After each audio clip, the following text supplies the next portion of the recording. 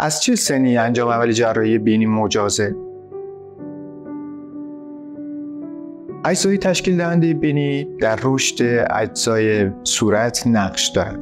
بنابراین تا کامل شدن بلوغ استخوانی صورت بهتره که ما دست به بینی نزنیم. معمولاً ما توصیه میکنیم که از سن 17 سالگی انجام عمل جراحی رو مجاز میدونیم. البته در مورد آقایون ما معمولاً یه سالی هم بهش اضافه میکنیم و میگیم از 18 سال به بعد. در این موارد استثنایی ممکنه که اختلالات تنفسی شدید، اختلالات ظاهری شدید توی بینی وجود داشته باشه که در واقع باعث ایجاد مشکل در روابط اجتماعی فرد یا پایین اومدن شدید کیفیت زندگیش بشه.